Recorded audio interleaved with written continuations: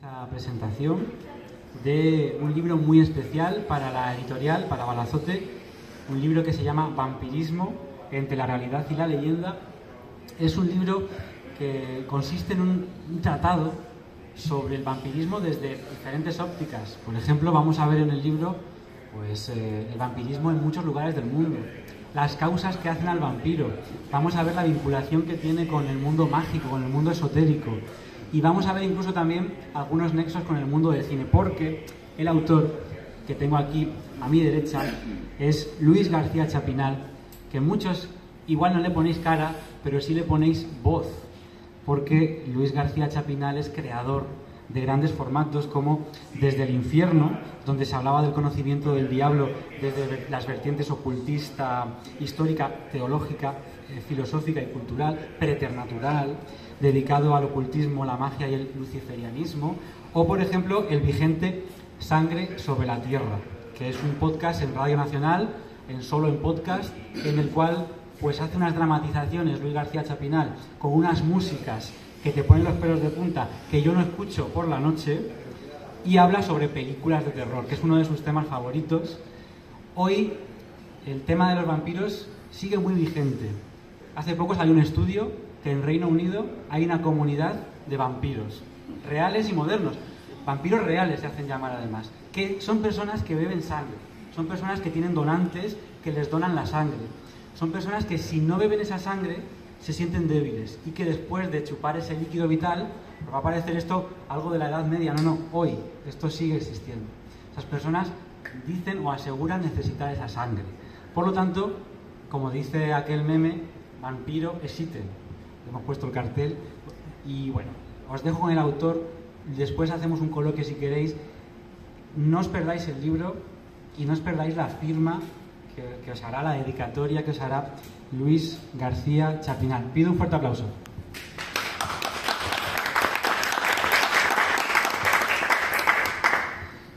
Gracias Álvaro, gracias a todos por haber venido, porque vivimos momentos de zozobra internacional y desde luego se agradece muchísimo el esfuerzo. Por mi parte, muchas gracias de forma especial. Y ahora sí, vampirismo. Como veis, entre la realidad y la leyenda. Ese es el título y esa es la intención. El vampiro, que es el personaje más conocido dentro de la demonología, sin duda alguna. El vampiro que ha sido definido hasta la saciedad por especialistas. Yo creo que la mejor definición es la que sostiene el abad Calmet, que escribió un tratado en 1746, y él definía al vampiro de la siguiente manera: los revinientes de Umbría o vampiros son unos hombres muertos desde hace un tiempo considerable, más o menos largo, que salen de sus tumbas y absorben la sangre de los vivos hasta matarlos. Decía Calmet que se les denominaba vampiros o upiros, que significa, según dicen en eslavo, sanguijuela.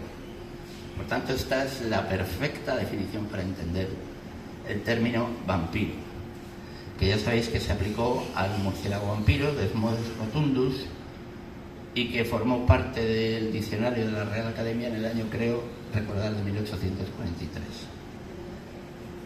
Pero el vampiro, como digo, está asociado al ocultismo, a la demonología, a la literatura. Son muchos los autores que han reflejado esa figura antes que el cine. Recordemos a E.T.A. Hoffmann, Vampirismo, Théophile Gautier, Richard Matheson, Soy leyenda, Stephen King, Salem Slot, que sigue siendo su mejor novela, y continúa siendo la mejor serie que ha reflejado el mito del vampiro, superando el esfuerzo de Murnau, superando el trabajo de Terence Fisher, que es mucho superar. Estamos hablando de cosas muy serias. Pero creo que Tobe Hooper supo llevar a la pantalla la esencia de la novela, la esencia del mito y la esencia del personaje. Esto es referencia a lo que es el término vampiro, pero luego tenemos que comprender que existen dos mitos en torno a la figura del vampirismo, sin los cuales no vamos a entender qué significa la figura del vampiro. Por un lado tenemos la energía vital, sangre materna, leche, semen, vamos a ver, los líquidos, los fluidos vitales, leche materna, sangre o semen. Dependiendo del vampiro que opere en cada cultura, pues tendremos la leche materna en el jaracaca en Brasil, que es una entidad que absorbe ese fluido vital. En el caso de la India tendríamos al churel, que absorbe el esperma humano, y en casi toda la cornisa balcánica eslava, la sangre por antonomasia, la sangre que si se pierde, ya lo vemos en las escrituras, significa la muerte física para el que tiene el padecimiento. De manera que encontramos energía vital y luego tenemos el tema de la sumisión jerárquica y la magia póstuma. Es decir, cómo el vampiro accede a su estatus. El vampiro puede acceder a su estado o bien por sumisión jerárquica, que es cuando un vampiro muerde a un vivo, llega a la muerte física y rápidamente el muerto se convierte en vampiro. O una variante del caso anterior, lo tenemos en la novela Drácula de Bram Stoker, que sigue siendo la Biblia de los vampiros por excelencia, y ahí vemos como un vampiro de alto rango, que es Drácula, se hace una herida en el pecho, y de ahí se emana esa alquimia especial, esa sangre de un vampiro maestro, que bebe Mina Harker, que en vida ya se convierte en un nuevo no muerto. Son variantes. En este caso, no media la muerte física, porque Mina Harker absorbe la sangre de Drácula en vida y se convierte en un nuevo reviniente, con algunas capacidades como la telepatía, la clarividencia, las misiones que tiene. Eso lo cuenta muy bien Bram Stoker en su novela, publicada en 1897. Sigue siendo, insisto, la Biblia de los vampiros por excelencia. Y en realidad, pues, ya tenemos la forma de transformarse en no muertos y cómo accede el vampiro a esa manera de desarrollar su estirpe. Y al margen de la sumisión jerárquica tenemos el tema de la magia póstuma, y aquí ya entramos en las sociedades secretas, las sectas vampíricas, el culto al vampiro, el culto a la sangre. Las sociedades secretas vampíricas son muchas, se originan siempre en la sombra, como casi todo. Digamos que están muy ocultas, más aún que las sociedades secretas draconianas, que las sociedades secretas luciferianas, que las sectas satánicas. Las sociedades secretas vampíricas rinden culto a la sangre. Yo recuerdo hace años que se hablaba de el juicio Nera en Barcelona. El líder Luis Orega hablaba de una cosa parecida a la savia del demonio, que eran huesos triturados que absorbían los adeptos de la sociedad secreta. Hay un silencio ante las enseñanzas recibidas y es lógico que así sea. Y el Orden Verde en Venecia es otra sociedad secreta vampírica muy conocida en su día, y ahí Renato nos hablaba de que era un espíritu maestro el que transmitía la inmortalidad a los adeptos de esa sociedad secreta. Venecia, la ciudad de los canales, ha contado siempre con el misterio del vampirismo por un personaje oscuro y siniestro llamado Abraham el Judío, que obtuvo unas enseñanzas para alcanzar la eternidad o la inmortalidad de Abramelín. Abramelín se le entregó esas enseñanzas en Egipto, y él luego continuó su viaje por Europa, descansó un tiempo en Venecia. Se habla de cadáveres de personas presuntamente sacrificadas, la policía estuvo implicada en algunos casos, y lo cierto es que sí, la ciudad de los canales ha sido partícipe de esos misteriosos casos y enigmáticos casos que han tenido lugar en un momento determinado de la historia. Y él se convirtió, Abraham el Judío, en consejero del emperador Segismundo, que creó la Orden del Dragón. Ya sabéis que Blas Cepes, Vlad III Draculea, era el hijo de Vlad Drácula, y Vlad Drácula, el padre de Blas Cepes, sí pertenecía a la Orden del Dragón.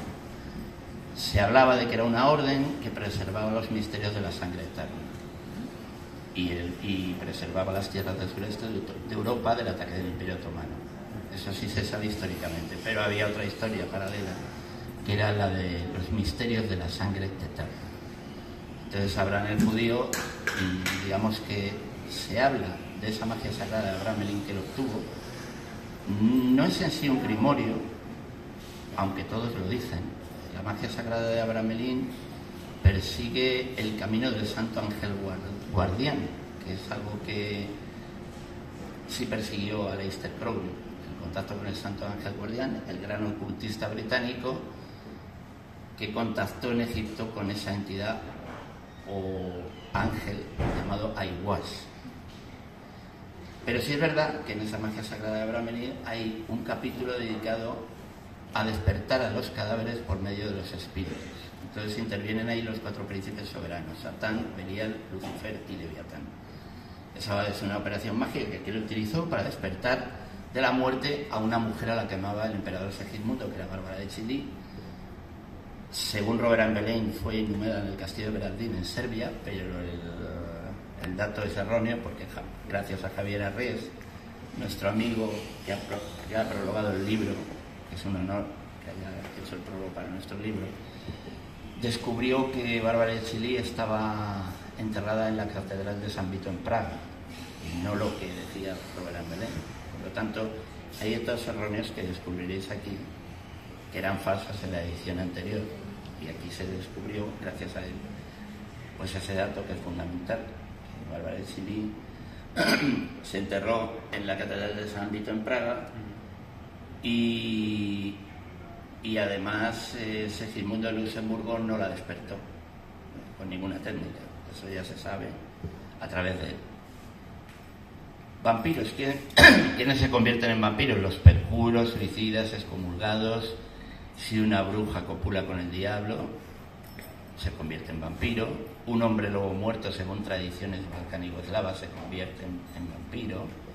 De ahí hay una serie de connotaciones religiosas, históricas y relacionadas con el ocultismo que nos hablan de la conversión en vampiros. Pero la reflexión importante es que el vampiro puede serlo a través de la sumisión jerárquica, ya lo hemos dicho, la magia póstuma. Y si queréis pasamos ya a hacer un turno de preguntas que me imagino que tendréis para no extender demasiado las explicaciones, que sí están en el libro además, porque sí, aquí sí. También se habla de cine, se habla de literatura, se habla de cine.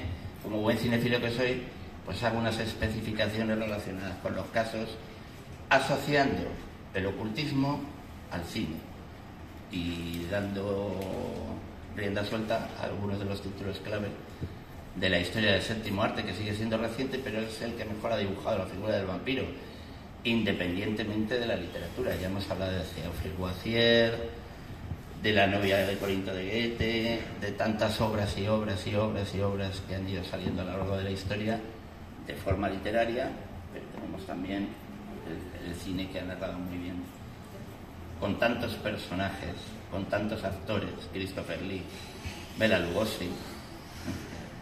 Superar eso es muy difícil actualmente ya, es casi imposible. El cine lo trató muy en serio, desde Todd Browning, pasando por Fisher, pasando por tantos y tantos, Coppola menos, porque hay un tinte romántico a la película y hay un montaje añadido que está en las redes y que supone todo el terror que quitó la Columbia, desgraciadamente, de la película, y nos vimos pues en un drama romántico prácticamente, quitando algunas pinceladas que sí son de terror, sobre todo el viaje de Jonathan Harker, Keanu Reeves, al castillo de Drácula al principio. Pero encarnar a Drácula ha sido muy difícil. Si acaso, y no hemos hablado de Bram Stoker tampoco, es muy amplio. Le podéis preguntar también a Luis algo sobre estos temas. Sí. También sabéis que se cumplen 100 años de la película Nosferatu. Exacto. Algo muy importante. Exacto. De Murnau.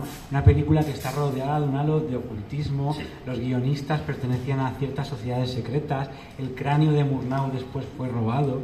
Y el actor Max Schreck decían que era uno de ellos. Sí. Un no muerto. Eso yo voy a decir, sí. Y lo que dice Álvaro es cierto. En Nosferatu no es una película habitual. Nosferatu es un film plagado de de datos y referencias al ocultismo. De hecho, Alvin Grau, el director artístico de la película, era ocultista. Enrique Galín, Rosacruz.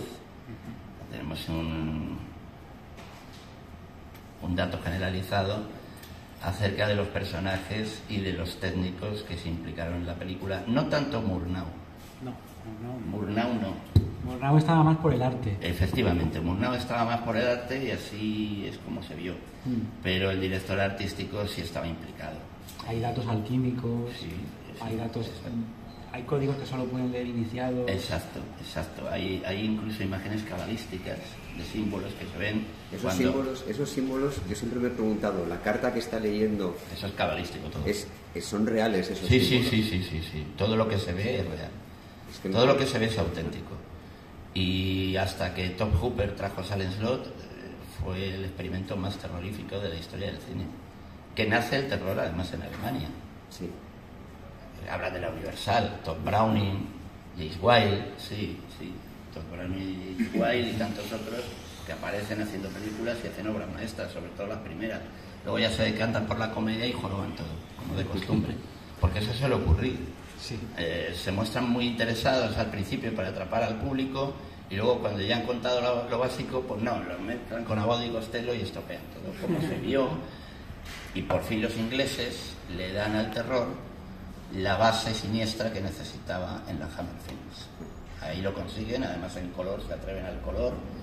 No se había visto la sangre en color, ahí se ve, entre otras cosas, Y la maestría de Fischer con la cámara, porque el Drácula sigue siendo la obra de arte por excelencia de la novela de Bram Stoker. El toque erótico de ese cine también. Sí, pero bueno, sí, también está presente. Sí, las vampiras del castillo al principio. Pseudoerótico que... Sí, pero está la malignidad implícita y en cualquier caso implícita en Christopher Lee, que es el que sabe dar un empaque absolutamente magistral en el primer título de 1958, pero si luego veis ya las otras continuaciones, hay algunas que él está cansado y se le nota. Jesús Franco le dedica un film especial, que a mí no me gusta nada Jesús Franco, pero es cierto que le coloca con un bigote calcado al Drácula que describe, y eso sí que es cierto, Bram Stoker en la novela. Eso sí que era imposible ya originar mentalmente una imagen tan sumamente cercana a la de la novela de Bram Stoker, pues lo consigue Jesús Franco poniéndole el bigote en 1970 a Christopher Lee. Pero la actuación magistral es el Drácula de Fischer. Y no quiero hablar de Peter Cushing, que ya posiblemente sea el mejor actor de la historia del cine, con toda facilidad de decirlo. Por la precisión de los movimientos, por el empaque, por el rostro, por la mirada, los registros que tenía Peter Cushing. Fue el mejor Sherlock Holmes y el mejor Van Helsing de la historia del cine. Y el mejor Doctor Frankenstein. Porque tiene 5 versiones, todas de Fischer, dedicadas al Doctor Frankenstein. Y la encarnación es sublime. Incluso ya de más mayor en Frankenstein y el monstruo del infierno, pero todavía se ve la profesionalidad de Peter Cushing. Y luego hay una versión de Dan Curtis muy interesante, que es el Drácula que encarna a Jack Palance. Nigel Davenport encarna el personaje de Abraham Van Helsing. Simon Ward también está. Es interesante porque es una película que está trazada desde la novela de Bram Stoker y tiene un guión de Richard Matheson, el gran escritor Richard Matheson, al cual debemos tantas cosas, sobre todo Soy Leyenda, que sigue siendo pero no llevada al cine, otra cosa igual. En Soy Leyenda, si recordáis, hay una versión de Sidney Salco con Vincent Price que se ajusta más al vampiro no muerto por los destacamientos, pero luego la versión de Charlton Heston de Boris Sagal, pues lo asocia con unos mutantes que hay porque hay una plaga biológica. La que salía Will Smith, había una también. Pero esa parte del guión de la de Boris Sagal es lo mismo. Sí. Parten todas del mismo guión, salvo la antigua, en blanco y negro, con Vincent Price, que bueno, no está mal. Vincent Price es que era un actor muy complicado. A veces estaba muy bien y a veces estaba muy mal. Muy histriónico. Sí, pero muy histriónico probablemente por culpa de Corman. Por culpa de Corman, porque Corman... tampoco entiendo por qué Corman hizo ese ciclo de Poe, porque no consiguió tampoco enganchar ni llevar a cabo los relatos de Poe. Ibáñez Serrador sí, en Historias para no dormir, sí. Él fue el genio. Llevó a Poe a la pequeña pantalla en el año 67, imaginaos, Televisión Española, pues el estudio uno solo han matado todo, si lo que no quieren es que pensemos. Se han cargado todo, absolutamente. Entonces, en aquel entonces, pues tú imagínate los estudios 1, cómo estaban trazados, y él decide hacer los ciclos como si fuera un dramático dedicados a Edgar Allan Poe, que te hace el pacto, el caso del señor Valdemar, todas. Incluso hace un homenaje a la figura de Edgar Allan Poe con el gran actor de doblaje Rafael Navarro, que es el actor que dobla a Charlton Heston en Ben-Hur, por ejemplo, para que os hagáis una idea. Pero también era actor, o sea, participaban igualmente en los teatros y en los dramáticos de Televisión Española. Eran actores, lo que pasa es que eran actores de doblaje igualmente. Y Ibáñez Serrador se atrevió y lo consiguió. Era una cosa portentosa, espectacular. Y con Ibáñez Menta, que era su padre, con unas actuaciones igualmente brillantes. Ibáñez Menta era un genio de la interpretación. No, se transfiguraba como Lon Chaney. Se hacía sus propios maquillajes como Lon Chaney. Como tú cuando vas a hacer tus grabaciones. Yo me transfiguro igual. Yo cuando hago las grabaciones me convierto en otra cosa. No tiene nada que ver con lo que estáis viendo. Sí, utilizo una máquina. Ella es testigo. Ella da fe, ¿eh? Hago una máquina del tiempo, entro en una máquina del tiempo como Ralph Taylor y echo hacia atrás o hacia adelante y ya no veo la mesa ni el suelo. Ya empiezo a ver sangre, cementerios, catedrales, fiestas, zombies, sí, muertos vivientes, murciélagos, cosas, sí, todo esto. Sí, pero en serio. Satanistas, te metes en el papel, o sea, claro. Haces una labor actoral. Es que si no, no sale. Claro. Estas cosas o se hacen así, desde dentro para afuera. Es una interpretación radiofónica, no sé qué hubiera hecho en el cine, pero la interpretación radiofónica sí que me gusta y ahí he hecho todo lo que tengo, lo vierto ahí. Y lo que quiero es que se ve. Yo lo que quiero es que la gente no me diga que el programa es bonito. Lo que quiero que la gente me diga cuando el programa es que da miedo. La gente quiere que tú quieres que diga a la gente, te he escuchado y he tenido pesadillas. Exacto, porque tú dijiste que sí te daba miedo a veces el programa. Sí, que sí. Apagando la luz, porque todo esto tiene hay que ambientarlo. Hombre, claro, tú no puedes ver el Exorcista, los Exorcistas que he entrado ya en el tema. Acabas de tocar una obra maestra absoluta. Es la mejor película de terror de la historia del cine, seguro. Casi seguro. Me estoy saltando en Nosferatu y se le va a levantar Murnau. no, pero es que Alvin Grau, el Exorcista es un... Joder. Es un punto más. Pero eso es porque Friedkin es una persona fría, dura, pero no distante como Kubrick. Es visceral. Entonces, acordaos de Friend Connection, que es una de las primeras películas de Friedkin, y todo lo que hay en el Exorcista lo hay en Friend Connection, igualmente. Lo que pasa que, claro, tienes que partir de la base de entender lo que está contando Friedkin, cómo lo muestra la fotografía, las calles de la ciudad, todo eso. Yo creo que es una película, como hay discos también, que es una película hecha en estado de gracia. Igual que hay discos que son redondos, nunca mejor dicho, pero que sabéis que todas las canciones son buenas. Hay películas y libros que están hechos en estado de gracia. Pues eso ocurre una vez. Una vez cada pum. Le ocurrió a Donner en La Profecía lo mismo. Qué bueno. Porque Donner es un artesano, no es que sea malo, hizo el Poleizón. Era un tío con mucha televisión a sus espaldas, pero sobre todo en La Profecía ahí yo creo que dedica todo el espíritu a mostrar lo difícil que es el nacimiento del Hijo del Diablo, que es lo que se ve, y escoge a Gregory Peck. Eso sí fue un acierto, porque las grandes estrellas no entraban en esos papeles, ni a tiros, era muy difícil. Luego Holden se sumó. Cuando vio pasta dijo, yo hago las dos. Pues William Holden encuentra sobre hay tantas cosas como hizo, y Picnic y lo que sea, porque era otro de los grandes. Claro, a partir de ahí se centra en el cine de terror porque ve que eso es un éxito total de taquilla. Y hizo la 2 es muy interesante porque nos refleja el mundo de hoy, los alimentos transgénicos y más cosas. Y hay un Rothschild dentro del equipo técnico de La Maldición de Damien, que son muy poca gente. Acabas de tocar hueso también con lo de Rothschild. Hace poco se reunió el Club Bilderberg. Joder, pues no lo sé si están implicados los extraterrestres, no lo sé. Es que esto es muy complicado, pero es verdad que Es que es curioso porque Don Taylor es el director de la segunda parte de La Profecía, La Maldición de Damien. Y Don Taylor está en la isla del Doctor Moreau, está en unos proyectos muy complejos, muy complejos.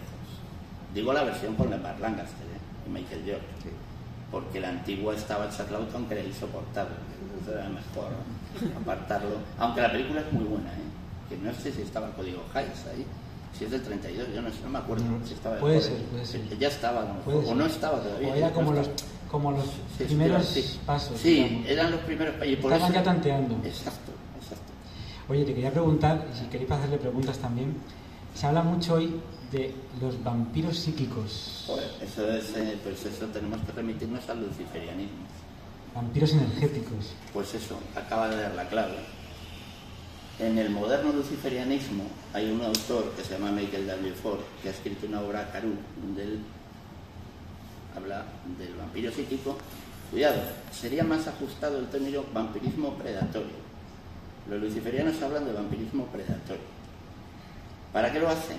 Para que una vez el cuerpo físico mortal se disgregue ya del yo, vaya creciendo el cuerpo astral, drenando el chi, que llaman energía de la víctima que esté o del enemigo, de lo que se quiera hacer.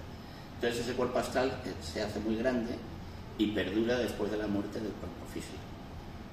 Eso sería el vampirismo predatorio, que llaman, que es una actitud del mundo luciferiano hacia la presencia del vampirismo. Ellos no creen tanto en los cuerpos que se levantaban del sepulcro con sangre, además. También está, que no vamos a hablar de la catalepsia, la muerte bueno, claro, aparente. sí, claro, es que había esos fenómenos que se daban, que muchos interpretaban. Está todo en el libro, ¿eh? Sí, exacto, está todo en el libro, muy bien dicho. Sí, todo. Tan pequeño. Sí, lo que pasa es que cada página del libro tiene información importante, no hay nada de relleno. Es muy bien dicho, exactamente. Mejor que lo diga ahora. No hay morcilla. Digo yo que va a quedar claro. Hablando de vampiros y de sangre, no hay morcillas. Exacto. Entonces es la catalepsia, algunos fenómenos naturales que se dan en los cementerios, que la sal en contacto con el aire provoca la conservación de los cadáveres, eso es verdad. Eso pasaba en el cementerio del este barcelonés, se hablaba de ello. Momias, la catalepsia, la rabia, todas esas enfermedades que se asociaron con el vampiro, pero sí es cierto que encontraban cadáveres rebosantes de sangre en el féretro y entonces los inquisidores iban al lugar de los hechos a exterminar a los vampiros, a veces con un clavo en la sien. Cuidado con esto del vampiro. Eso sí que Coppola lo sacó. Lo enseñó. A mí me sorprendió porque eran clavos. Lo de la estaca, la famosa estaca. Exacto. La estaca, decapitación. Se decapitaba el cadáver rápidamente. Se le ponía mirando para abajo por si renacía para abajo. Para contar los granos de mijo, que mientras se entretenía en contar los granos de mijo, llegaba el alba. Ya llegaba la muerte. En el folclore vasco hay leyendas que si te encuentras con el diablo tienes que tirarle un puñado de garbanzos. Exacto. Porque él se ve obligado a contarlos. Parece una película que se llama Rementari, que no sé si has visto, que es muy chula, Rementari. Es más o menos de hace 4 o 5 años. Sí, bueno, pues le tiran un puñado de garbanzos y hasta que el diablo no los cuenta a todos, lo va contando. Tú te puedes marchar mientras tanto. Y le hacen perder tiempo. Exacto. Pero si eso sale en Nosferatu igual, claro, también. Claro. Acuérdate que el amor de la mujer atrae al vampiro al final de la película y entonces ya él se despista un poco y llega al canto del gallo y muere entre los lobos. Claro, se trata de distraerlo hasta que salga de día, ¿no? Eso, pues, el amor puro de una mujer, eso es lo que se habla en la película. Que no deja de ser un canto al amor, pero al terror. Ahí sí que vamos directamente a la cueva, a la oscuridad, por la figura del conde Rock, puta, desestabilizadora, esa cabeza imposible, los brazos afilados, los dientes en forma de filamentos. Eso era aterrador. Y además... El movimiento del personaje. Y además, no se sabe quién hizo el maquillaje de Nosferatu, cosa extraña. Eso no se ha dicho, no se conoce eso. Ese dato, Luciano Berratúa, que es el especialista que sacó el libro sobre Nosferatu, un libro esotérico, mágico, ocultista, y da el repaso por toda la elaboración de Nosferatu, los tintes, los colores que se utilizaron, pues se utilizaban cubas de tinte, todo se rodaba en blanco y negro a paso de manivela, pero luego se hacían cubas de tinte y entonces se tintaban los fotogramas rápidamente. ¿Por qué se tintaban? Pues para coger una tonalidad específica, para dar a la película un sentimiento de horror sobrenatural. Existían los rojos, los verdes, los sepias. Luego encontró ya los tintes, Luciano Berriatúa, eso porque eso se había tintado adulterándose, pero luego se encontraron los tintes originales. Poco a poco se fueron encontrando incluso copias con más metraje. Eso era muy difícil porque tenías una copia de 70 minutos, ¿te acuerdas? Sí. Que a lo mejor estaba orientada al paso de manivela más rápido, porque es que luego había que ajustar la velocidad de proyección. Porque eso no sé si se proyectaba a 16 imágenes por segundo. Claro, si se proyecta a 24 va acelerado. Claro. Hay que ajustar la velocidad de proyección de la época, porque eso era paso de manivela, no había motores. Y hay que decir que rodaba, tenemos copias de Nosferatu de milagro, porque como hubo una demanda por plagio de la viuda de Bram Stoker, me olvidé de decirlo. Fueron requisadas, pero algunos coleccionistas privados tenían sus copias y gracias a eso hoy podemos ver Nosferatu. Si no, estaría prohibida y sería una película maldita, una película quemada. Sigue siendo maldita, pero se ha convertido en un icono de la cultura y del cine en general. Hablar de Nosferatu son palabras mayores. No creo que haga nadie hoy una película como esa. Se atrevió Herzog, sí, cuidado, pero Herzog hizo una versión muy impactante de Nosferatu, cuidado con eso. Y sí, muy bien la interpretación. Y se atrevió, bueno, era wagneriana también, Herzog, normal. Es que, ¿quién puede hacer un remake de Nosferatu? Un alemán. Un americano no puede hacer. Ahora viene un remake. Pero ¿Viene ahora? Sí, pero otro. Con Willem Dafoe. Bueno, pero ese sí, la de Liam Merige, sí. No, pero van a estrenar ahora otra más, fíjate. Pero si es que es innecesario ya. ¿Usted crees que se puede hacer ahora un remake del Exorcista? Imposible. Bueno, estamos todos que echamos chispas. Es que además, si es que esa película es intocable.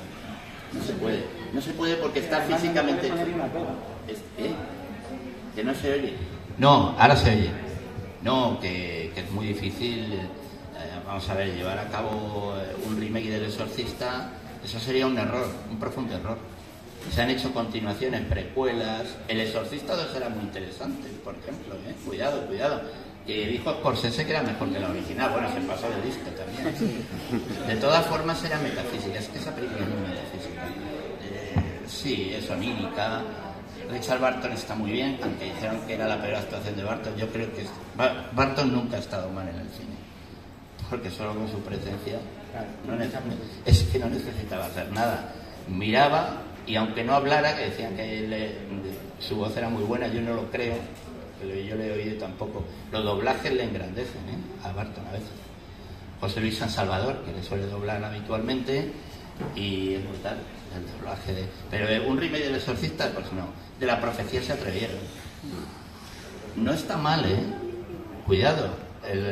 John Moore, sí, pero esa profecía es muy fría. Si la veis ahora, resulta también ciertamente enigmática la película. No llega a la altura de Donner, no, porque está Jerry Goldsmith en la música, es que es imposible. Es el mejor compositor de la historia. Es que con Goldsmith no podemos. Si pone la música para algo ya desplaza todo. No se puede superar, es imposible. De todos modos, no ¿tienes la sensación de que hoy en día la gente se asusta menos? Se asusta menos porque los resortes que emplean y los mecanismos son inferiores. A pesar de que el cine evoluciona, desde mi punto de vista, involuciona. No sé si Álvaro estará de acuerdo con vosotros, pero a mí me da la impresión de que el cine involuciona en los conceptos. El cine de terror está cayendo siempre en los mismos clichés. Exacto. Y ya lo vemos venir el susto. Claro, Además claro, es que minutos antes. Exacto. Meten un ruido. Y aparte que nos estamos...